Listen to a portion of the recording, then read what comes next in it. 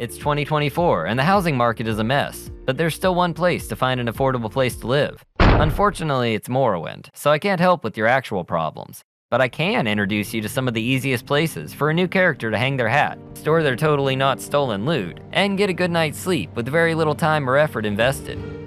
There are so many places to choose from that this video is going to be focused on the south and western parts of Morrowind, from Vivec to Ald-ruhn, and we'll take a look at the north and east another time. So sit back and relax as I take you through some of Morrowind's easiest free player homes.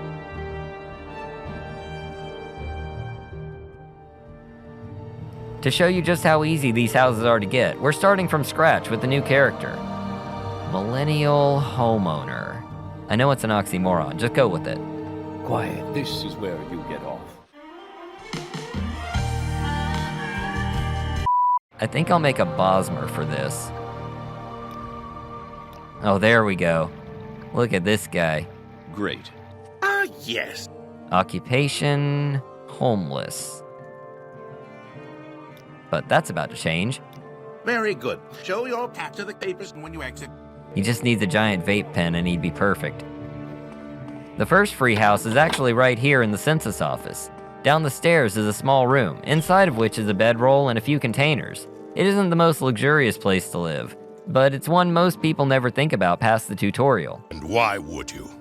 For a more proper home in the sleepy little swamp town of Seyda, Neen, we have a convenient option behind Arel's trade house. Foreign Gilnith's shack is currently occupied, but don't worry, there's a quest for that. It's well covered in my best start guide, but if you've missed it, I'll give you the cliff notes. Just up the coast is the body of the local tax collector, and if we report his death to the local officials, we'll be tasked with tracking down his murderer. The lighthouse worker was romantically involved with the victim and directs you to Foreign as a likely suspect. Confronting the Dunmer in his home leads to him attacking you, making it only fair for you to kill him and claim his property. You're both are great.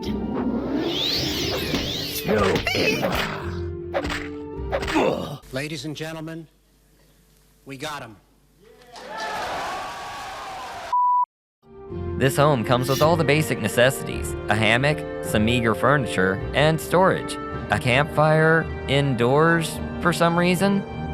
Of course, no one really wants to live here long term, and there are much better homes just around the corner. Literally, in fact, as the nearby imperial settlement of Pelagiad is our next stop. Pelagiad is little more than a blip on the radar, but even here we can find a free room. The inn here wants 10 gold a night, which adds up quick if you don't have a lot. Thankfully, Madres Navor, just next door, has a basement room available for free. He's a pretty chill guy and doesn't use the space, so if you don't mind having a roommate, then this little apartment is the perfect stop. Just take the trapdoor down and you'll find what might be the coziest basement I've ever seen. There's plenty of storage and the bed is nicer than at the inn too. Pelagiad is also home to one of the game's few proper player homes, as we discovered in our look at Morrowind's girlfriend quest. Anasi will send you on a series of jobs and will eventually invite you to live with her in her home here in town. If you want to see that house, I'll link to the video in the description for later. Now, Seyda, Neen, and Pelagiad are great and all, but by far my community's favorite town to live in seems to be Balmora. I know it's always been one of my personal choices, with its central location, multiple travel options, and key importance to many of the game's quests, so you can't go wrong making Balmora your hometown. And of course, a town this important has several options for player housing, the most obvious of which is found by simply following the main quest and heading to Caius Caseta's house in the northeastern corner of town. Greetings. What shall we talk about? Moro Daddy Caius doesn't care if you sleep in his bed, but don't touch his drugs or his stuff, or you're getting a beatdown, prison style. Maybe it'd be best to find a different house, and just come visit on the weekends. I think he's going through some stuff right now. Of course, it goes without saying that any town with guild halls or temples will have a bed for you if you join their faction, but I'm going to be focused generally on non-faction affiliated homes today for simplicity. That means we also won't be including the Great House strongholds. Don't worry, they'll get covered at a later date. That being said, the closest thing to a faction house today is this lovely example of Velothi architecture, Hlahlo Manor. This house, Ald-ruhn House, has 2 locked doors, level 35 on the front door and level 40 on the balcony. The latter is the safer option, but with skill and timing, either door is viable.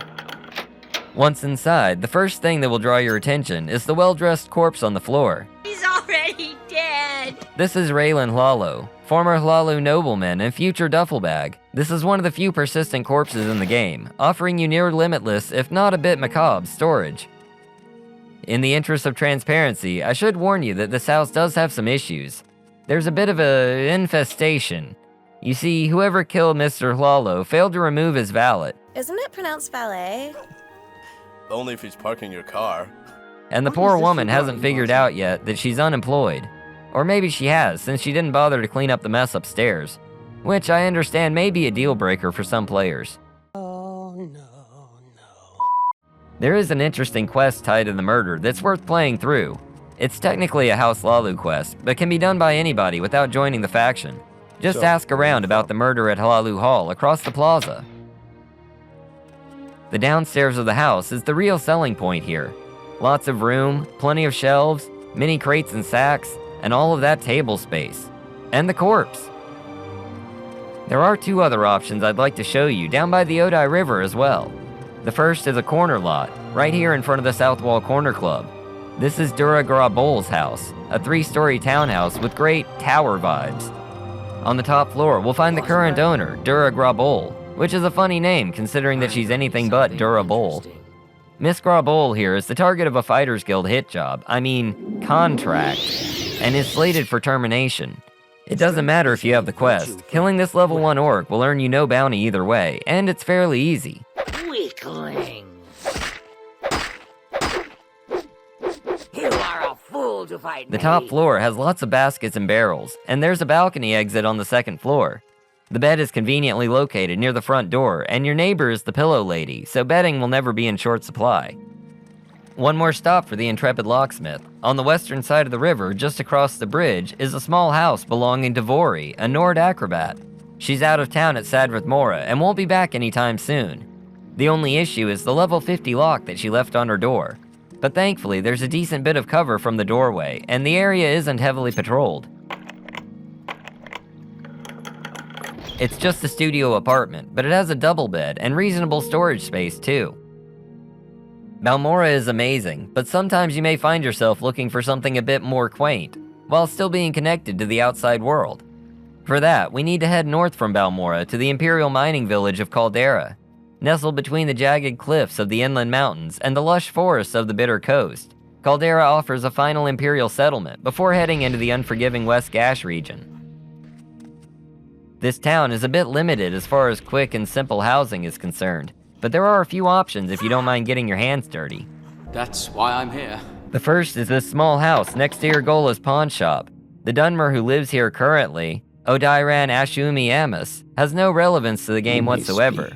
On an unrelated note, did you know that 78% of injury-related deaths occur in the home? This quaint little building has all the comforts of home, with a few containers laying around, including a few that are hidden on top of these boards, and come furnished with 100 gold each. Now let's say you need a place with a bit more space. We've got something for that as well. Located just next to the Mages Guild is the 2-story imperial home of Valvius Maverius, the town drunk who also has no relation to the rest of the game. Given his condition, it's exceedingly likely that he could have a similar tragic accident. The home itself is well appointed, with plenty of furniture and a beautiful fireplace on the top floor, and would make a perfect home for any aspiring adventurer with too much stuff to carry around. Now let's see if we can't make him an offer. Yes? Call an ambulance! Call an ambulance! But not for me! This is pointless. Give in. I guess it doesn't matter where you are. Real estate is a cutthroat business.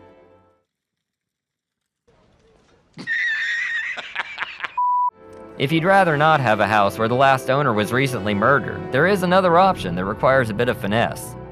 The local Bosmer, Ned Hellas, is connected to the Imperial Cult quest line, where we're asked to exorcise the spirit in his basement.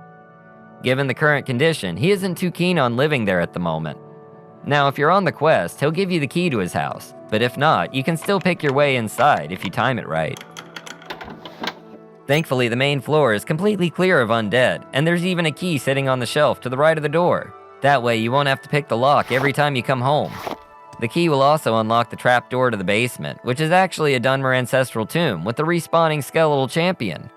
Think of it as your own personal trainer. Plus, where else are you gonna get so much square footage in such a small footprint? These nuts? Got him!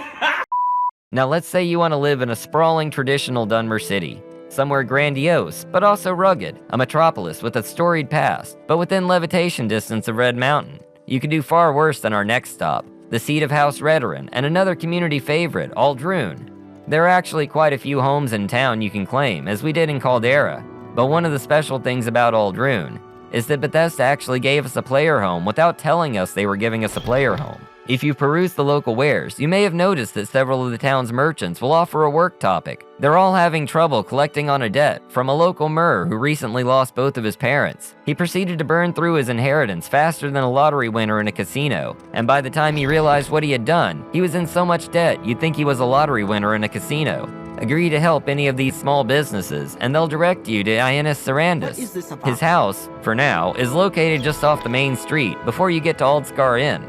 It's a traditional Redoran single-level home, and at the back is Mr. Sarandis, ready for his drip check from the looks of it. Before speaking to him, grab the copy of Sarioni's sermons off the nearby table. We're about to Bible bash some humility into him. May God have mercy on your soul. Who the sumbitch told you that? He knows why we're here. I'm just glad he didn't turn out the lights and hide behind the curtains till we left. Quoting a few verses at him will remind him of the importance of generosity and not hoarding wealth. He will then renounce all of his worldly possessions and leave for a life of piety at the local temple. Before he goes, he'll entrust us with his fine clothes and tell us where everything should be returned to. I didn't pay attention to that last part, because if the options are less than 1,000 gold, or a free designer outfit with custom jewelry, it's not a difficult decision. Plus, even though he donated his house to the temple, they have no use for it, so waste not and all that. Now, there is one city in Morrowind that you'll find yourself in at least once per questline, and it's a really handy place to have a base of operations. The city is, of course, Vivec, and I have a couple of options here that any player can take advantage of. The first is a furnished apartment with absolutely no strings attached. In Vivec's St. Delin canton, up on the plaza level, is one of my favorite homes, the North 2 apartment. This place has no inhabitants, no owner, and no quest connections. The storage won't mark your stuff stolen either, so definitely check this one out. The next home is a split level, with an interesting ambiance to say the least. Just across the bridge to the east is the St. Olms Canton, and on its plaza, we can find a home known simply as the Haunted Manor. The vibe inside is unusual for a fancy house, with the tomb sounds and the spider webs, but it really is safe to sleep here. There's even a welcoming present, a collection of lockpicks and probes in this table. Now, I called it a split level because in our basement, we'll find an entirely different house. This one belonging to Hlalu Counselor Drambaro, who's a great friend to have if you happen to know the location of a certain ebony mine. What do you think of our city, Outlander? They don't care if you live in their entryway, just don't go making yourself at home downstairs. And finally, there's a little location just up the coast I want to share, just southwest of Gnar Mach, in fact. While we're on the way out there, I'll give you a free secret. In this tree stump, if you have the acrobatics for it, is a glass netch dagger, great for early game shortblade users. The house we're here to see is on a small island off the coast, just past the cave of Shurenbal. This small island has a great swamp vibe, as well as its own boat dock if you have saleable ships. The shack is what you'd expect, but if you want a great home for fishing trips, this is the best spot on Vardenfell. And that's going to do it for our look at some of Morrowind's easiest housing options.